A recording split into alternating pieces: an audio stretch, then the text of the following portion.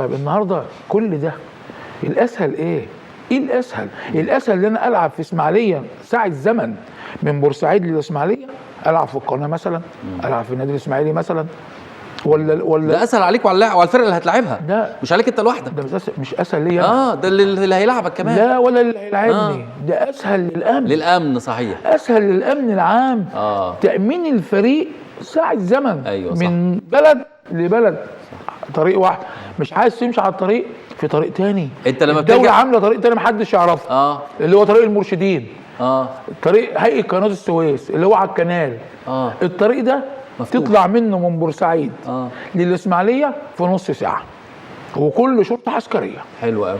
ده اللي بيأمن ايه؟ الطريق ده اللي بيأمن خط القناة، قناة السويس. لو انت مش عايز تمشي مع الطريق العادي والطريق العام يعني، يبقى ده للأمن اسهل. العب في اسماعيلية، العب في القناة، بدل ما انا بروح برج العرب 400 كيلو ورايح. بتأمن ازاي؟ خد بالك، الامن بيطلع من بورسعيد لدمياط، يجي امن يسلم المنصوره، يجي امن كفر الشيخ، يجي امن برطيم، يجي امن رشيد، 5-6 مديريات امن قاعده بتامنك انت وانت ماشي. طب وليه قسمه كل ده؟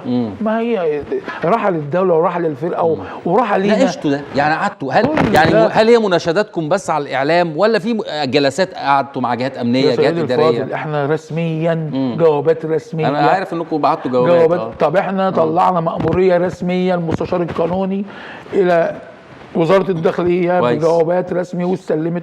وفي الاخر بنلاقي ان الماتشات موقف زي ما هو. فطبعا تعليمات امنية ما تقدرش تخالفها، وبنقول تمام للتعليمات الامنيه، مفيش اي مشكله طبعا، لان احنا مع الدوله مش ضد الدوله. زي ما سنه من السنين قال لك النادي المصري الكورونا ومش عايز يلعب وعايز يلغي الدوري. طب النهارده نادي الاتحاد لما جه عنده الاصابات كتيره من ايام الجونه والكلام ده. طيب يعني احنا معنا كده كنا مظلومين. ولما اتظلمنا في ماتش الاسماعيلي اللي كان الاتحاد هيخصم 3 نقاط من عندنا، وطلعنا الناس المصابه والكلام ده كله رسمي وشافوا الموضوع قال لك لا معاكم حق الماتش يتعاد. وهكذا حاجات كتير.